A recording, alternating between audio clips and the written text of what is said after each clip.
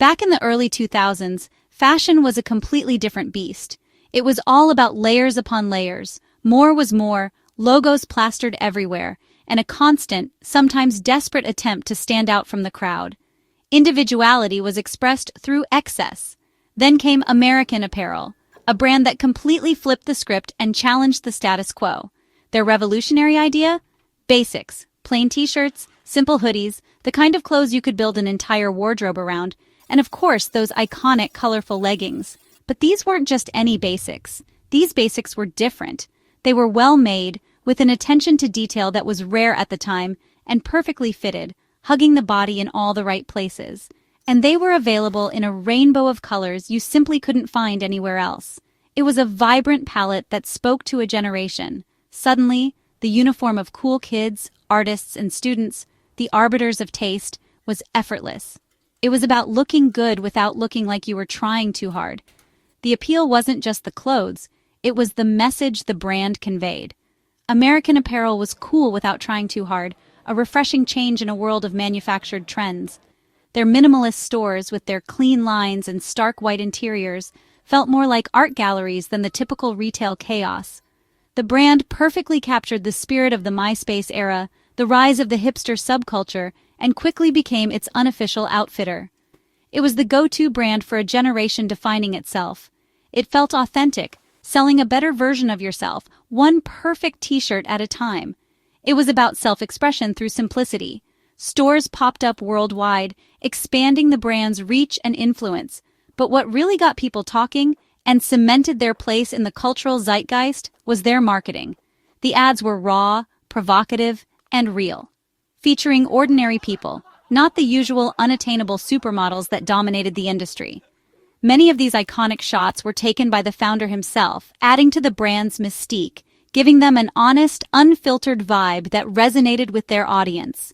Real bodies, imperfections and all, were front and center, a celebration of natural beauty, a truly radical move at the time that challenged conventional beauty standards. This bold authenticity, this willingness to be different, got everyone talking. The mix of quality basics and a daring advertising campaign that pushed boundaries made American Apparel far more than just a clothing brand.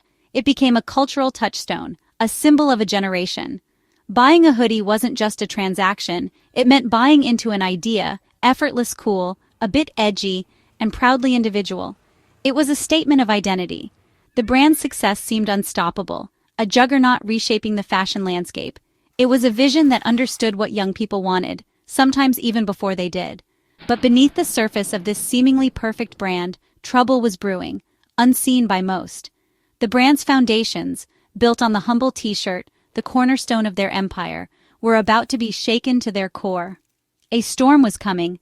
American Apparel wasn't just a clothing company, it was a movement, a cultural phenomenon that captured the zeitgeist.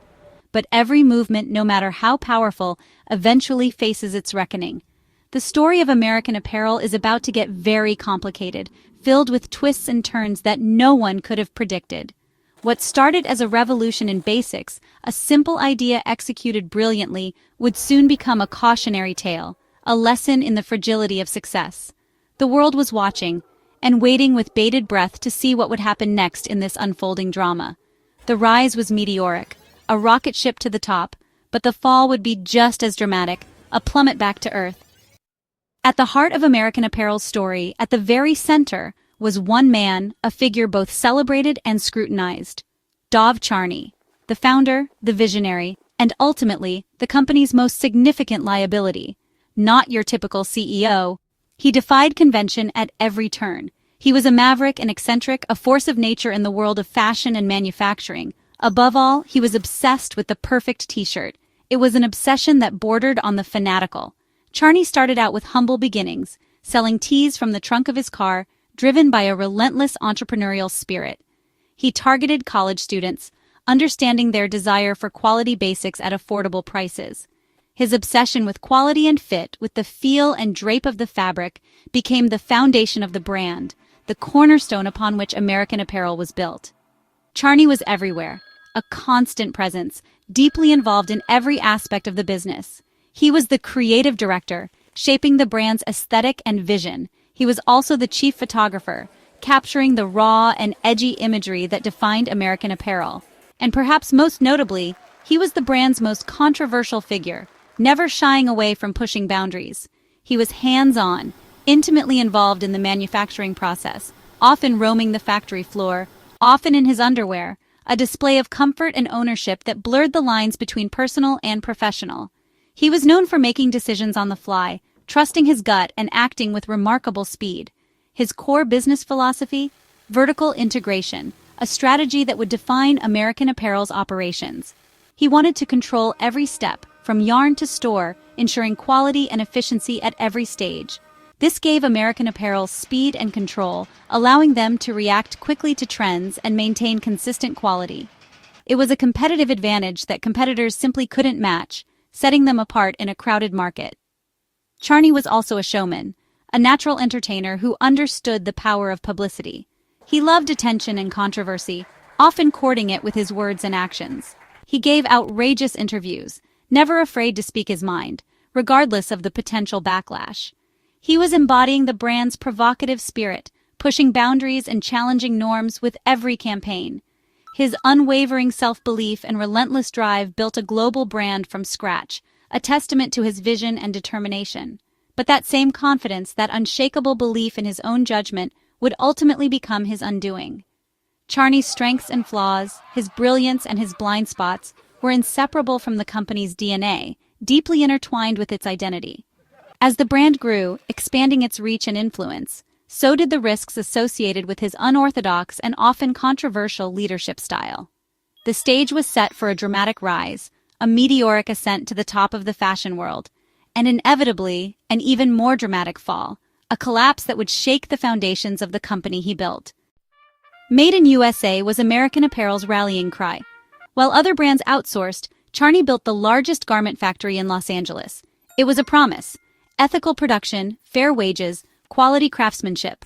Customers felt good buying American Apparel, supporting jobs, rejecting sweatshops. Workers earned above minimum wage and got benefits, even starring in ads. But this ethical stance came at a cost. Manufacturing in LA was expensive. Higher prices made the brand exclusive, but financial pressure mounted as the company grew. In 2009, an immigration audit revealed many workers were undocumented. Nearly 1,800 were fired. Production was crippled, and the Made in USA image took a hit. The reality of running a massive ethical operation was messier than it seemed. The promise was powerful, but the business model was fragile. American Apparel's ideals clashed with economic realities. The cracks in the foundation were starting to show. Dov Charney ran American Apparel like his own kingdom. The LA headquarters was a world of blurred boundaries, creativity mixed with chaos. Charney's management style was intense, personal, and unconventional. Meetings at all hours, arguments, and a sexually charged atmosphere were the norm. For some, it was liberating. For others, deeply uncomfortable. The culture attracted young, creative types, but the power imbalance was glaring. As the company grew, Charney's eccentricity became a liability. The same culture that fueled the brand's rise now threatened its future. The king's behavior was becoming a danger to his own kingdom. What once felt rebellious now looked reckless. The seeds of scandal were sown in Charney's unorthodox rule. Whispers about Charney's behavior became public accusations in the mid-2000s. Sexual harassment lawsuits painted a disturbing picture of a toxic work environment. Former employees described explicit behavior, unwanted advances, and blurred boundaries. Charney denied wrongdoing, settling several lawsuits out of court. The board and investors grew alarmed as legal costs and negative headlines mounted. The brand's edgy image now seemed exploitative in light of the allegations. Charney and the brand were inseparable, making the scandals even more damaging. As financial performance declined, the board's patience wore thin. The man who built the company was now its biggest liability. A reckoning was inevitable. June 2014 marked the breaking point. The board ousted Charney, citing misconduct and mounting lawsuits. Locked out of his own company, Charney fought back, teaming up with a hedge fund to regain control. For a moment, it seemed he might return, but new allegations sealed his fate. In December 2014, Charney was officially fired. The king was dethroned, and the company was left in new hands. His removal was a seismic event, a warning that even visionary founders aren't untouchable. The brand's rebellious soul was gone. Employees and fans wondered, Could American Apparel survive without Charney? The company faced an uncertain future. The board's decision was decisive, but the damage was done. The era of Charney was over. The brand's identity was in crisis. With Charney gone, American Apparel lost its direction. New CEO Paula Schneider tried to clean up the brand's image and finances. Provocative ads were replaced with safer campaigns. A new code of conduct was introduced. The brand focused on Made in USA and quality, but the magic was gone. Sales plummeted and the high cost of U.S. manufacturing became a burden. In October 2015, American Apparel filed for bankruptcy. Attempts to restructure failed. The debt was too great. In 2017, Gildan Activewear bought the brand but not the stores. One by one, every American Apparel shop closed. The LA factory shut down.